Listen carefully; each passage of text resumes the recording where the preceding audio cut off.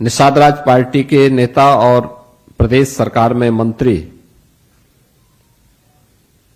श्री संजय निषाद जी और राष्ट्रीय लोक दल के नेता और प्रदेश सरकार के मंत्री श्री अनिल कुमार जी और भारतीय जनता पार्टी के प्रदेश में इस अभियान के प्रमुख विधान परिषद सदस्य श्री मानवेंद्र सिंह जी और पूरी टीम की ओर से मैं आप सबका सबसे पहले मीडिया संवाद के कार्यक्रम में स्वागत करता हूं। पूरे देश ने, पूरी दुनिया ने अभी 10 जून को प्रधानमंत्री मोदी जी के एक निर्वाचित प्रधानमंत्री के रूप में भारत में सबसे लंबे समय से प्रधानमंत्री के रूप में काम करने और वहीं मोदी सरकार के 12 साल पूरे होने पर सीधा आपको लिए चलते हैं। योगी की प्रेस कॉन्फ्रेंस इस वक्त हो रही। प्रधानमंत्री मोदी जी के इसी दूरदर्शी सोच को ध्यान में रख करके, चाहे वह महिला स्वयंसेवी समूह के माध्यम से किए गए कार्य हों, चाहे वह प्रदेश के अंदर ड्रोन दीदी के माध्यम से नारी शक्ति के सशक्तिकरण के अभियान को आगे बढ़ाने का कार्य हो, या वेलफेयर की जितनी भी स्कीम है उनका केंद्र बिंदु याद रखना एक नारी है। एक नारी, एक शौचालय बन रहा है, स्वच्छ भारत मिशन का हिस्सा तो है ही, नारी गरिमा का प्रतीक भी है और नारी गरिमा का प्रतीक भी है। उत्तर प्रदेश में अगर हम बेसिक शिक्षा परिषद में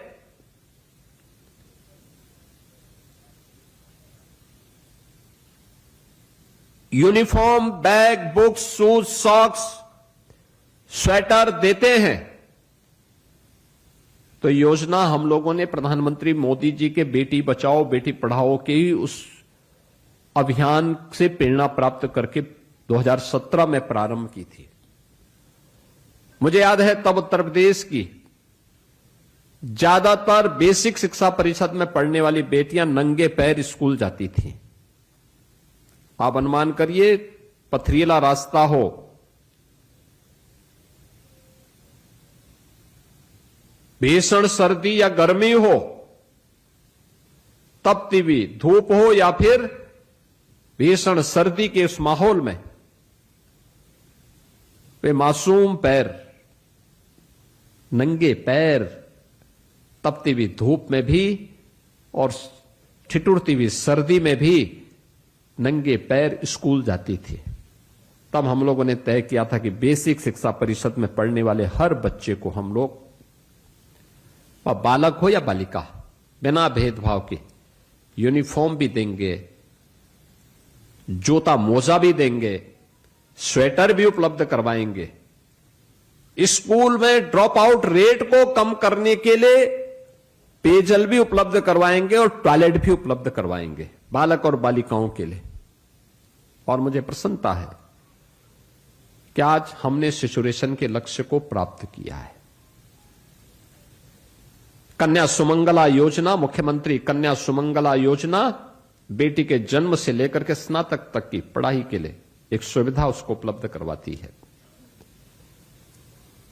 मुख्यमंत्री सामूहिक विवाह की योजना, दहेज मुक्त विवाह के लिए कोई बेटी की सौदेबाजी न करने पाए, इसकी जिम्मेदारी सरकार लेगी और सरकार इस व्यवस्था के साथ जोड़ करके 5 लाख बेटियों की शादी अब तक यहां पर संपन्न कर चुकी है, जिसमें प्रदेश सरकार की ओर से 1 लाख रुपए उस बेटी की शादी के लिए उपलब्ध करवाए जाते हैं।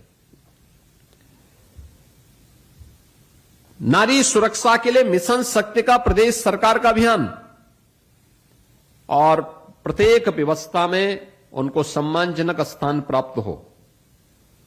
हमने उद्योगों की जकड़न को दूर किया, रिफॉर्म किए।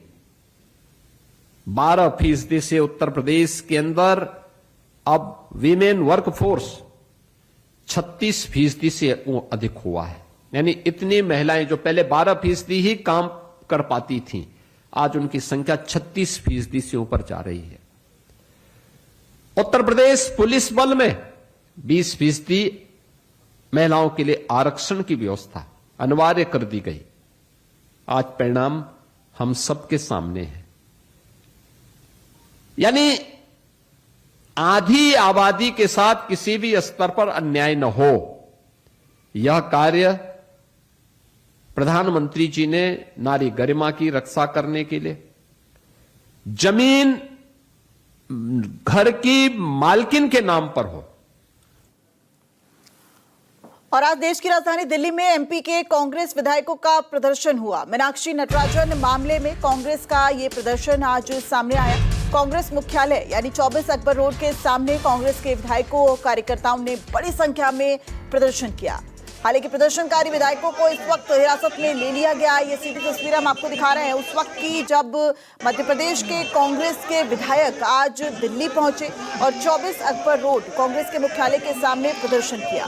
वो आवाज उठाने की कोशिश की जो वो मध्य प्रदेश में चुनाव आयोग के दफ्तर के बाहर उठा रहे थे। यानी कि अब ये जो पूरा राजनीतिक घटनाक्रम है ये मध्य प्रदेश से दिल्ली ट्रांसफर हो चुका है। हालांकि उमेश श्रृंगार ने राष्ट्रपति से समय भी मांगा और राष्ट्रपति से मिलने की इच्छा जताई। हालांकि उसके बाद खबर ये भी सामने आई कि उमेश श्रृंगार की तरफ से ये कहा गया कि उन्होंने कोशिश तो की राष्ट्रपति से मिलने की, लेकिन ये कहा गया राष्ट्रपति भवन की तरफ से कि अभी राष्ट्रपति बहुत बिजी हैं तो मुलाकात नहीं हो सकती।